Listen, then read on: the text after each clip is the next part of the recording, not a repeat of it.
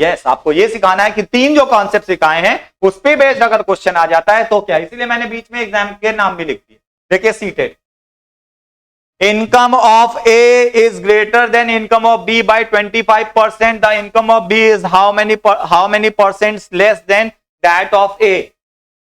चलिए देखते हैं कैसे क्वेश्चन सॉल्व करते थे बचपन वाला मेथड।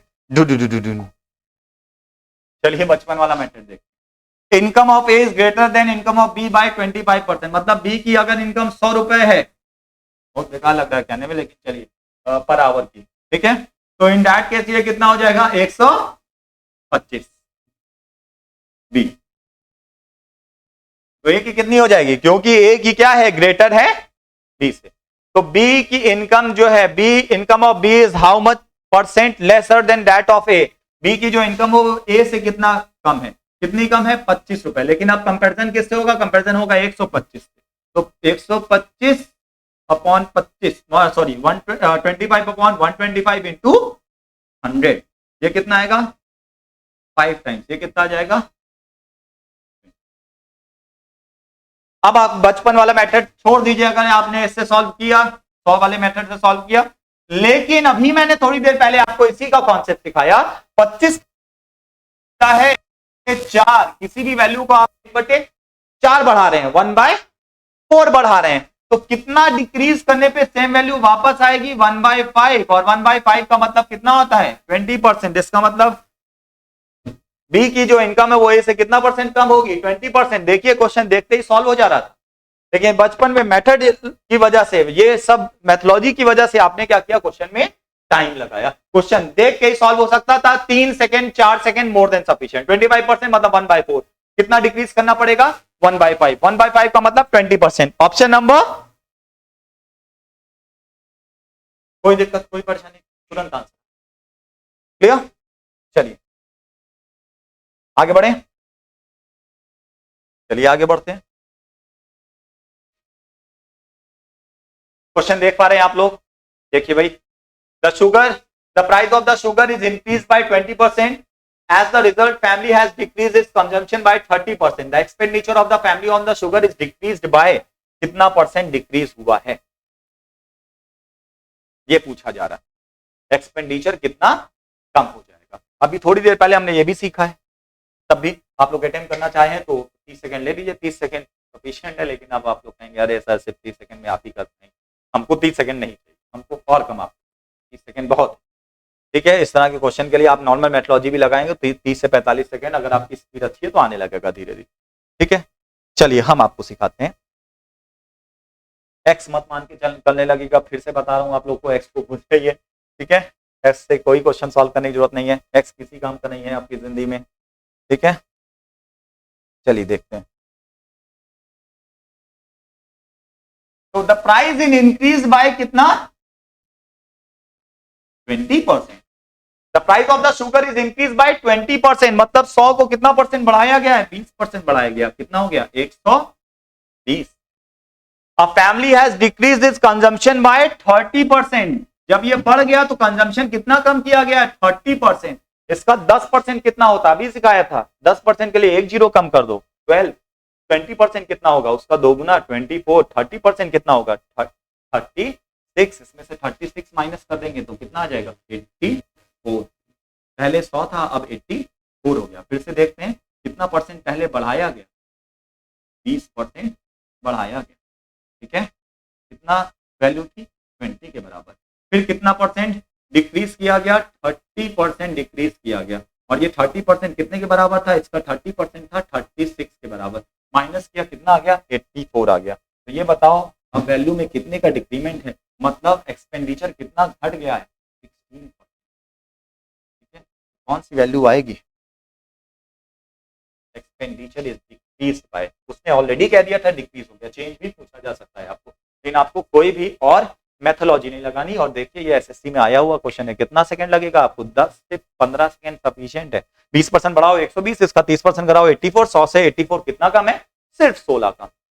अब वही बचपन वाला मेथड होता, पहले एक्स मान रहे हो, फिर इसको 20% बढ़ा रहे हो, फिर इसका 30% कैलकुलेट करते, फिर उसको माइनस करते, फिर 84 आता, फिर डिक्रीज करते। अरे भाई वो नहीं करना, एक्स को भूलना ही बहुत जरूरी है। आपको वैसे भी एग्जामिनेशन को पार करना है तो एक्स को भूल, एक्स जाएगा तो 100 आएंगे। ठीक है, चलिए आगे बढ़ते हैं। कितना परसेंट, कोई डाउट किसी? ठीक है, अब तुरंत सर आप कैसे कह रहे थे 15 सेकंड, एक बार जल्दी से उसको देख लेते हैं कैसे 15 सेकंड लग रहा है। ठीक है, कितना परसेंट इंक्रीज किया गया, सिर्फ आपने 100 लिखा एग्जामिनेशन हॉल में, 20% बढ़ाने का है, 20% बढ़ाना 100 को बहुत आसान है, 120 आपने लिख दिया। इसके बाद क्या लिख दिया, इसके बाद 20 को कितना परसेंट घटाना है, 120 को घटाना है आपको 30%, 120 का 10% बढ़ा, 20% 24, 30% 36। Now 36 has been subtracted from 120, now it will become 84. What is the decrease over here? 16% decrement. कितने परसेंट का, 16% का डिक्रीमेंट, ऑप्शन नंबर सी। तुरंत आंसर निकालिए और आगे बढ़ते जाइए। चलिए आगे बढ़ते हैं। अगला क्वेश्चन आपके साथ फिर से ये बैंक का क्वेश्चन, बैंक में आया हुआ क्वेश्चन, बैंक में आया हुआ क्वेश्चन। चलिए देखें, इसलिए मैं एग्जाम में लिखता जा रहा हूं, जो आपको सीखना है कितना ज्यादा यूजफुल है वो देखिए। The price of a sugar is increase by 20%, as the result the family has decreased its consumption by 30%, the expenditure on the sugar is decreased by, ये भी क्वेश्चन आया हुआ है। ओके, चलिए आगे बढ़ जाते हैं। अब आ रहे हैं नेक्स्ट क्वेश्चन की तरफ, ये है कैट का क्वेश्चन। कैट, अरे सर कैट कैट कैट क्या डिफिकल्ट कैट, वो भी आपका लॉजिक ही चेक करना चाहते हैं। दुनिया में अच्छे अच्छे जितने मैनेजर्स होंगे वो लॉजिकल बंदे होंगे, तभी तो कंपनी का फायदा हो। चलिए देखते हैं। The report consists of 20 sheets, each of 55 lines, and each line consists of 65 characters. ठीक है, this report is reduced onto sheets each of 65 lines, such that each line consists of 75 characters. The percentage reduction in the number of sheets. अब question का पहले मतलब समझ लीजिए क्या कहना चाह रहा है। एक रिपोर्ट है जिसमें 20 शीट्स हैं, और उस 20 शीट्स में कितनी लाइन है, 55 लाइन्स है, और कैरेक्टर्स कितने हैं, 65 कैरेक्टर्स हैं। ठीक है, उस हिसाब से क्या किया, 20 शीट्स लगी। अगर हम नंबर ऑफ लाइन्स बढ़ा देंगे हर एक शीट में और कैरेक्टर्स भी बढ़ा देंगे तो सीधी सी बात है नंबर ऑफ शीट्स क्या हो जाएंगी, डिक्रीज हो जाएंगी। क्यों, क्योंकि आपने क्या किया, एक ही शीट में भर भर के लिखना शुरू कर दिया। ठीक है, ये क्वेश्चन पूछा गया। बच्चे कहे कि सर पता नहीं क्या था, कांस्टेंट रहेगा, यही चीजें ध्यान में रखनी, कुछ ध्यान में नहीं रखना। आपका अप्रोक्सीमेशन मूव करता है इस डायरेक्शन कि ये क्या दिया। ठीक है, बहुत ध्यान दीजिएगा एग्जामिनेशन हॉल में, बहुत बड़ा रोल इसका रहता है, उससे सबसे बड़ा रोल लेकिन ऑप्शंस का रहता है। ऑप्शंस में डिफरेंस है, मतलब मेरा क्वेश्चन बहुत आसान हो गया। अब मैं अप्रोक्सीमेशन लगा सकता हूं, अपना प्रेजेंस ऑफ माइंड यूज कर सकता हूं, ऑप्शंस के साथ खेल सकता हूं बहुत आसानी से। चलिए खेला जाए फिर। 55 से बढ़ के हुआ है 65, मतलब लगभग कितने परसेंट का चेंज है, 20% से थोड़ा सा कम, क्योंकि 55 का 10% होता है, 55 का 10% होता है 5.5, और 20% होता है 11, और ये कितना बढ़ा है, सिर्फ 10 बढ़ा है। ठीक है, तो अगर मैं बात करूं इंक्रीमेंट की, तो ये लगभग 20% बढ़ा है। और दूसरी वैल्यू की अगर मैं बात करूं, कैरेक्टर्स 65 से बढ़ के 70 कैरेक्टर्स हो गए हैं, ये भी लगभग 10%, क्योंकि 6.5 का 10% होता है 6.5, 65 का 10% होगा 6.5, 6.5 से ये हल्का सा क्या है, कम है, क्योंकि 6.5 उसमें ऐड करेंगे तो 71.5 आएगा, और ये 70 दिया हुआ है, तो ये लगभग 20% और ये लगभग 10%। ओवरऑल इंक्रीमेंट लगभग 28 से 30% की तरफ आ रहा है, मतलब वैल्यू 100 से बढ़ के 128 की तरफ मूव कर गई है, 128। लगभग कितना परसेंट डिक्रीज करने पे सेम वैल्यू वापस आएगी, कौन सा ऑप्शन हो सकता है, कोई भी नहीं। क्यों, क्योंकि देख लो इसका 10% होगा 12.8 और 20% होगा कितना, 25.6, लगभग 100 के वापस आ जाए। हालांकि ये 128 भी नहीं, 127 के आसपास, 126 के आसपास। ठीक है, हम क्वेश्चन तुरंत देख के 20% के आसपास कोई ऑप्शन ही नहीं दिया तो हम क्यों लेके जाएंगे। इवन अगर 30% भी होता तो भी वापस 30% रिड्यूस कर देंगे तो ये 100 से उधर चला जाएगा, यही अभी हमने थोड़ी देर पहले सीखा। तो क्वेश्चन बहुत आसान पूछ रहा है, लेकिन हम लोग क्या कर रहे हैं, उसको डिफिकल्ट बनाते जा रहे हैं। हम लोगों को क्वेश्चन डिफिकल्ट नहीं बताना। ठीक है, ओके, चलिए एक बार फिर से सर इसको डिस्कस कर लीजिए, डेफिनेटली डिस्कस करेंगे। हर क्वेश्चन लगभग 2 बार जरूर डिस्कस होगा, ताकि ये दिमाग पहली बार में क्या करे, दया दरवाजे पे ठोकर मारे, और दूसरी बार में जब दरवाजा पे लात मारे तो दरवाजा टूट जाए। तो 55% अब ये दरवाजा तोड़ना है। 55 से बढ़ के 65 हुई है, तो कितना बढ़ी है वैल्यूज, लगभग 20%। 20% से हल्का सी हालांकि कम ही था, ठीक है, 20% से कम ही था वो। और इसी तरह से ये वैल्यू कितना, लगभग 10% के आसपास ओवरऑल इंक्रीमेंट जो आ रहा है 126 से 130 के बीच में आ रहा है। अभी आपका अप्रोक्सीमेशन स्ट्रॉन्ग नहीं है, तो इन दैट केस आप इतना ही मान के चलिए, लेकिन लॉजिकली भी आप 126 से 130 के बीच लेके चलेंगे, कितना परसेंट डिक्रीज करने पे लगभग 100 के बराबर आ पाएंगे, वो होगा सिर्फ 20%, क्योंकि उसके अलावा कोई भी ऑप्शन उसको मैच ही नहीं करता। अगर ये ऑप्शन था तो मैं डेफिनेटली खेल सकता था ऑप्शंस के साथ, वरना मैं वही बचपन के मेथड लगाता कि ये चीज कांस्टेंट रहेगी, इसी वजह से ये इंक्रीज हो रहा है, ये डिक्रीज हो रहा है, रेशियो प्रोपोर्शन से क्वेश्चन सॉल्व करने की कोशिश करते हैं। लेकिन क्वेश्चन सिर्फ देख के होता है, और क्वेश्चन तेज ही पूछा। अगर ये पूछ लेता कितनी नंबर ऑफ लाइंस है, तो थोड़ा कि भाई चलो रेशियो प्रोपोर्शन में जब पढ़ाएंगे तो ये कुछ पूछा ही नहीं हो। 10% रिडक्शन कितना हो गया भाई, 20%, 10%, 30% के आसपास पहुंच जाए, 20% का लगभग डिडक्शन करें।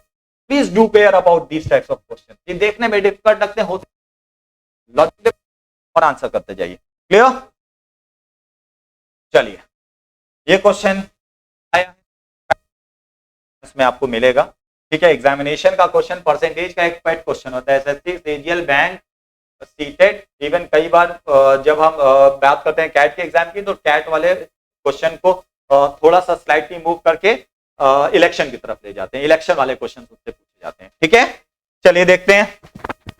3 papers were set in an exam and the maximum marks were in the ratio 5:2:2. If a student obtained 50% of the marks, किसी स्टूडेंट का कितना परसेंट मार्क्स आया, 50% मार्क्स आया है इन द फर्स्ट, 60% आया है किस पे, सेकंड में, और 65% आया है थर्ड में, then what is the overall percentage obtained.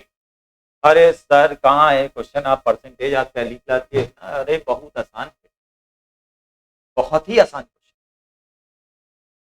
Question में हमेशा ध्यान रखिए, क्वेश्चन को लेंथ देख के घबराइए मत। क्वेश्चन जितना लेंथ वाला है, सीधी सी बात है, उतना आसानी से सरेंडर कर देगा जब आप पढ़ेंगे।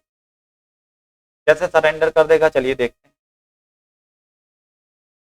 चलिए पहले ट्रिक सिखाऊंगा, फिर उसकी भी ट्रिक। अभी एक ट्रिक से चलिए सॉल्व करते हैं, ठीक है। ट्रिक क्या है कि सर बचपन में पढ़े थे इस तरह के क्वेश्चन को सॉल्व करने के लिए, 5x 3x 2x, मैं कह रहा हूं कि x को 50%।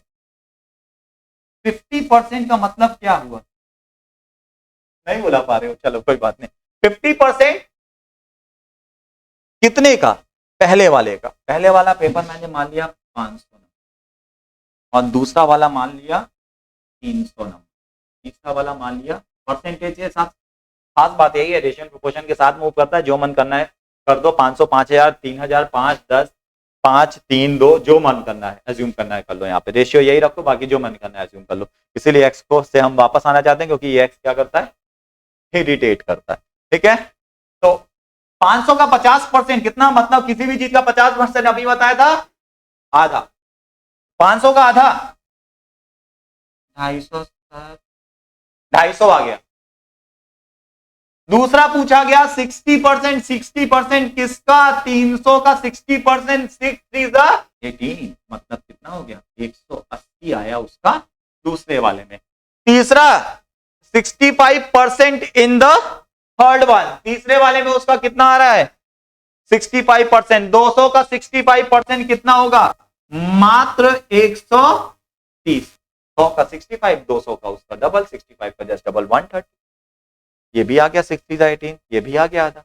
अब देखो कितना आ रहा है, इन सबों को मिला के कितना आ रहा है, 1000, और 1000 में से उसका कितना आ रहा है, उसका आ रहा है 0 0 0 कर दिया, 0 0 0 लिख दिया, 8 और 3 5 कर दिया, कितना हो गया, 6 कर दिया।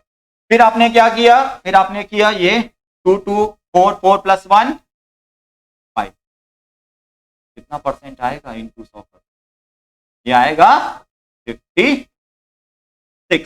कितना परसेंट? 56%। ठीक है, कैसे? फिर से देख लेते हैं भाई। पहला पेपर मैंने अज्यूम कर लिया, 3 पेपर थे जिनके मैक्सिमम मार्क्स अलग अलग थे। पहला पेपर था 5 का, दूसरा था 3 और तीसरा था 2। 5x 3x और 2x मान के भी क्वेश्चन सॉल्व कर सकते थे, लेकिन हमने माना 500 300 और 200। देखिए उसकी मदद से क्या हुआ, कितनी आसानी से क्वेश्चन सॉल्व हो गया। पहले पेपर में उसका आ रहा है 50% मार्क्स, तो इसका 50% कितना होगा? 250। इसका कितना होगा? 180, 60%। और दूसरे वाले का कितना निकालना है? 65% निकालना है। तीसरे वाले का वो आ जाएगा 130। तो टोटल उसका 1000 में से कितना मार्क्स आया है?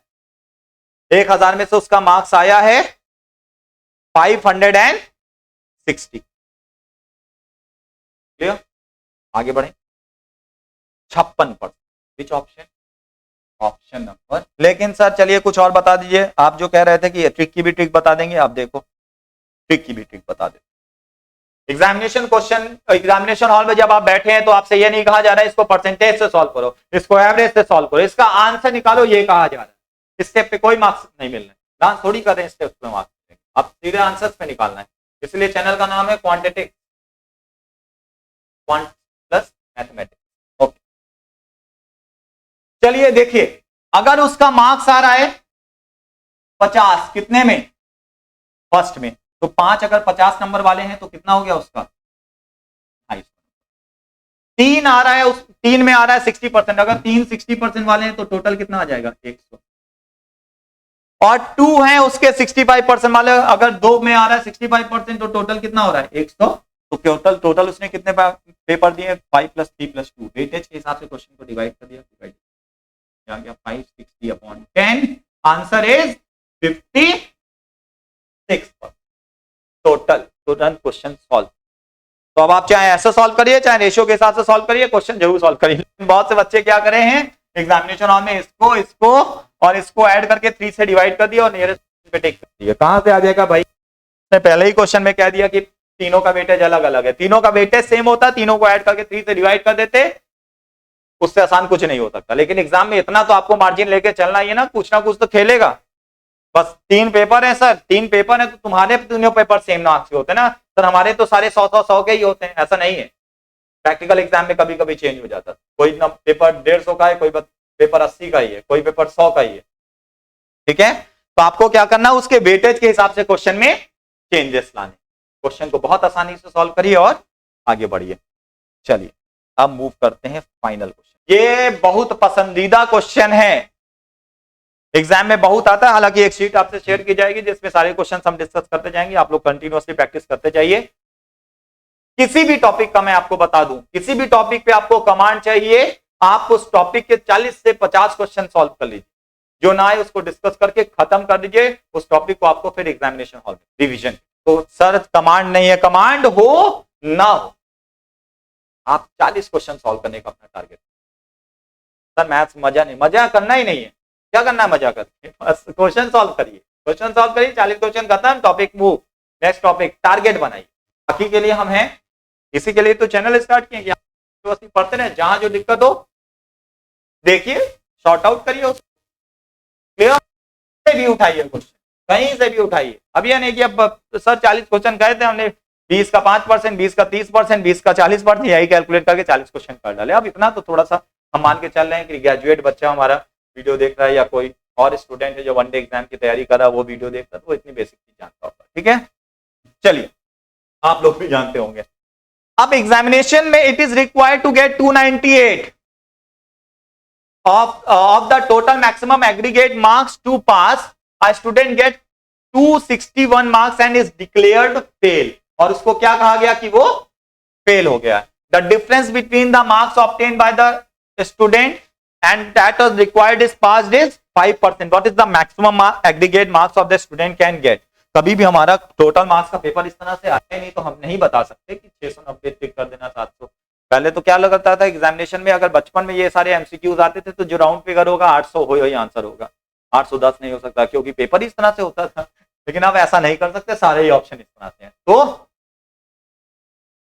अब क्वेश्चन कह रहा है, पहले उसको समझते हैं। क्वेश्चन ये कह रहा है कि 298 टोटल उसके मार्क्स आए, नहीं आए कितने, 261 आए। रिक्वायर्ड कितना था, 298। सर आपने शुरुआत से ही 4% 5%, देखिए क्वेश्चन में भी फेल हो गया, वैसा ही क्वेश्चन भी दे दिए आप। ठीक है, तो खैर अब क्या कर सकते हैं, आ गया तो आ गया। फेल होने वाले क्वेश्चन ज्यादा बनाते हैं ये लोग, हमारी गलती नहीं है। हम तो शुरुआत में बोले थे कि 100 में से 4% वाली 20% की आ जाता है। खैर, अब जो आया है और जो मिला है इसको, उसमें मार्क्स के बेसिस पे कितना डिफरेंस, मार्क्स के बेसिस पे डिफरेंस है उसमें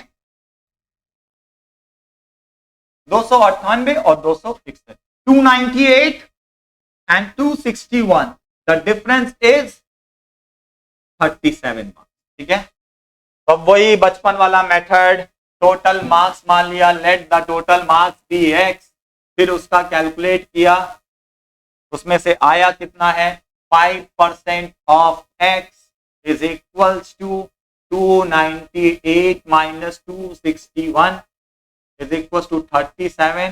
फिर एक्स ये इधर डिवाइड में उधर जाके मल्टीप्लाई होगा, ये इधर डिवाइड में मल्टीप्लाई में उधर जाके डिवाइड होगा, सॉल्व ही करते रहेंगे। इसीलिए कह रहे हैं एक्स को भूलिए, जहां तक हो सके कोशिश करिए भूलने की। ठीक है, सीधे से अगर आंसर की मैं बात करूं, 5% अगर कैलकुलेट करें 37 के बराबर है, तो 100% कितने के बराबर होगा, ये इसका कितना गुना सिखाया गया था 5% को 20 टाइम्स, तो इसको भी 20 टाइम्स कर दीजिए, ये कितना आ जाएगा, ये आंसर आ जाएगा आपका 740। ऑप्शन नंबर आंसर आ गया पूरा। आप इससे भी सॉल्व कर सकते हैं, लगभग उतना ही टाइम लगेगा, लेकिन हम इस मेथोलॉजी से बाहर आने की कोशिश करें, इसलिए आपको कह रहे हैं कि एक्स को, चलिए 5% 37, 100% 700। क्लियर,